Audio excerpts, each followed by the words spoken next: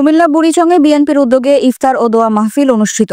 কুমিল্লার বুড়িচং উপজেলার ভারেল্লা দক্ষিণ ইউনিয়ন বিএনপির উদ্যোগে এক বর্ণাঢ্য ইফতার ও দোয়া মাহফিল অনুষ্ঠিত হয়েছে।